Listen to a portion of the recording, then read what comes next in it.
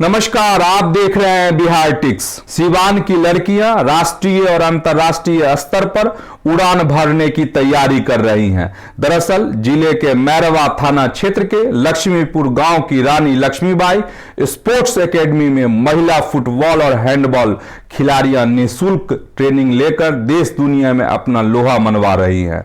2014 में भारतीय महिला अंडर 16 फुटबॉल टीम की कप्तान रही अमृता सिंह इसी एकेडमी की पहचान है।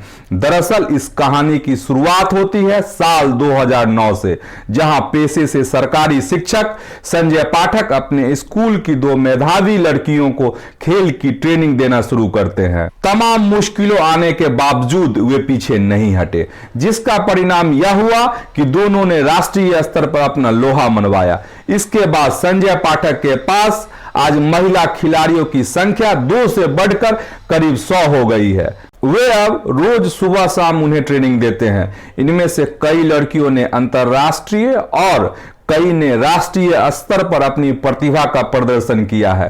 कई लड़कियों को सरकार की तरफ से सम्मानित भी किया गया है।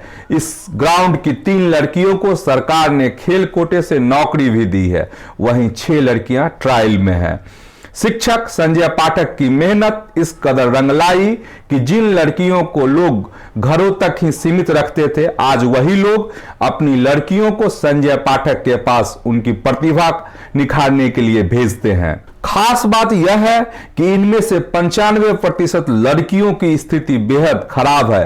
किसी के पिता ठेला चलाते हैं तो किसी के पिता दिहाड़ी मजदूर हैं, किसी की मां खेतों में मजदूरी करती है तो किसी की मां दूसरे के घरों में बर्तन साफ करती है।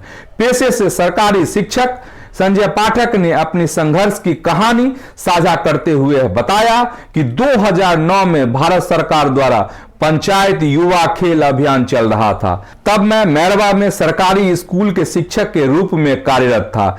6ठी कक्षा की 2 लड़कियां पुतुल कुमारी और तारा खातून दौड़ प्रतियोगिता में भाग लेने के लिए उत्सुक थीं। तभी मैंने 19 नवंबर 2009 से अपने 2.5 एकड़ के खेत को मैदान बनाकर ट्रेनिंग देना शुरू किया।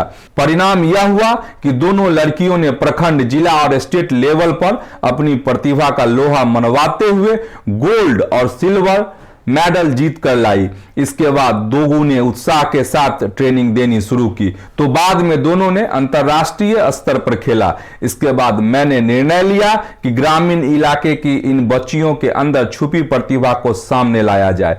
फलस्वरूप मैंने रानी लक्ष्मीबाई स्पोर्ट्स एकेडमी शुरू की। 2016 में इसे आवासीय बना दिया। आज यहां 50 की संख्या में लड़कियां रहती हैं।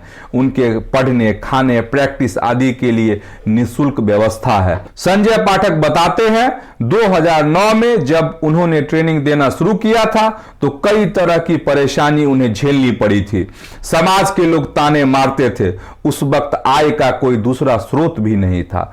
अपने वेतन में से ही कुछ पैसे निकालकर लड़कियों की ट्रेनिंग के लिए आवश्यक मूलभूत सुविधाओं पर खर्च करते थे। एक समय ऐसा भी आया जब मेरे पास पैसे नहीं थे, लेकिन इन लड़कियों के हौसले को बुलंद रखने के लिए मैंने हाथ की अंगूठी और गले की चेन बेच दी, क्योंकि ये लड़कियां बहुत ही गरीब परिवार से आती हैं, जहां 2 वक्त की रोटी के लिए परिवार को सोचना पड़ता है। आज मेहनत का ही फल है कि देश और दुनिया में हमारी बच्चियां अपनी परचम लहरा रही हैं। आज के समय में खेल के प्रति ग्रामीण इलाकों में संजय पाठक का प्रयास इस कदर छाप छोड़ा है कि इस मैदान ने 2009 से अब तक 12 अंतर्राष्ट्रीय और 60 राष्ट्रीय खिलाड़ी दिए हैं। आज अपनी गरीबी को नजरअंदाज कर कई किलोमीटर दूर से आकर रोज सुबह शाम लड़कियां मैदान में अपनी पसीना बहाती हैं। 50 लड़कियां ऐसी हैं जो एकेडमी में रहकर ही पढ़ाई के साथ साथ मैदान में सुबह शाम खेलती भी हैं, जहां रहने, खाने, खेलने और पढ़ने की समुचित व्यवस्था संजय पाठक द्वारा निःशुल्क किया जाता है। रोज सुबह शाम मैदान में पसीना बहाने वाली लड़कियां आज उड़ान भरने के लिए तैयार हैं। मैदान में प्रैक्टिस कर रही रागिनी कुमारी 2019 में अंतर्राष्ट्रीय हैंडबॉल प्रतियोगिता खेल चुकी हैं। वह भावुक होते हुए बताती हैं, देश के लिए मेडल जीतना चाहती हूं। पिताजी ठेला चलाते हैं, बहुत दिक्कत होती है, लेकिन सर के तरफ से हमको मदद मिलता रहता है। वहीं 2019 में अंतर्राष्ट्रीय फुटबॉल प्रतियोगिता खेल चुकी मनीषा कुमारी बताती हैं, मेरा सपना देश के लिए मेडल जीतने का है। पापा किसान हैं, परिवार के लोग शुरू में रोकते थे, लेकिन आज सभी सहयोग करते हैं। जयपुर में आयोजित अंतर्राष्ट्रीय हैंडबॉल प्रतियोगिता खेल चुकी खुशबू कुमारी एकेडमी में ही रहकर पढ़ाई के साथ साथ प्रैक्टिस भी करती हैं। वह भी देश के लिए खेलना चाहती हैं। 2018 में बिहार टीम से स्कूली under 14 national girls football championship खेल चुकी निक्की कुमारी के पिता एक साड़ी की दुकान में काम करते हैं। उसका सपना है कि वह देश के लिए खेले। Asian junior women's handball championship 2019 में भारतीय टीम में खेल चुकी खुशबू शर्मा को 2016 में पटना में मेजर ध्यानचंद पुरस्कार, 2019 में उत्तर प्रदेश के राज्यपाल द्वारा पुरस्कृत और 2021 में भी सम्मानित की गई हैं। खुशबू बताती हैं, 2014 से एकेडमी में प्रैक्टिस करती हूं। उस समय प्रैक्टिस का माहौल नहीं था, लेकिन सर की मेहनत रंग लाई। आज इतना कुछ है, हमें देश के लिए खेलना है। मैदान में प्रैक्टिस कर रही गुल्ली कुमारी बिहार राज्य सब जूनियर बालिका हैंडबॉल चैंपियनशिप में गोल्ड मेडल जीत चुकी हैं। उसका कहना है, मैं आगे खेलना चाहती हूं, हमको जितना सपोर्ट मिलेगा उतना ही खेलूंगी।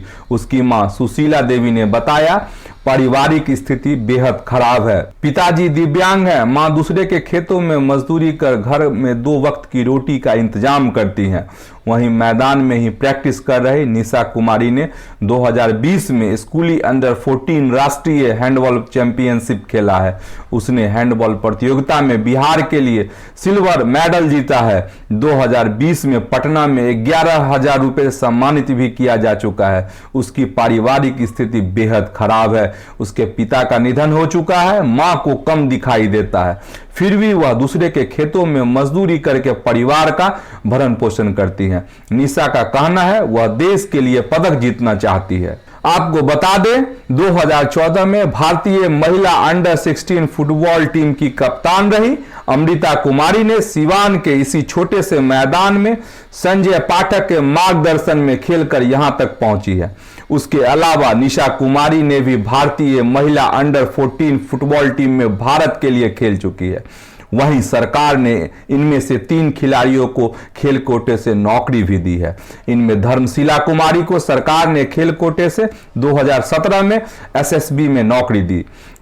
वह अभी सिल्लीगुड़ी में तैनात हैं। तारा खातून को 2018 में भारतीय रेलवे में खेल कोटे से नौकरी मिली है। वह अभी भुवनेश्वर में पोस्टेड है। जबकि राधा कुमारी को भी खेल कोटे से सरकार ने 2019 में सिवान के कलेक्ट्रेट में क्लर्क की नौकरी दी है। इसके अलावा लगभग आधा दर्जन खिलाड़ियों का खेल कोटे से नौकरी के लिए ट्रायल चल रहा है। आपको हमारी यह रिपोर्ट कैसी लगी, आप हमें कमेंट कर जरूर बताएं। अगर आपने हमारे चैनल बिहार टिक्स को सब्सक्राइब नहीं किया है तो इसे जरूर सब्सक्राइब कर लें। आप हमें फेसबुक, ट्विटर और इंस्टाग्राम पर भी फॉलो कर लें। नमस्कार।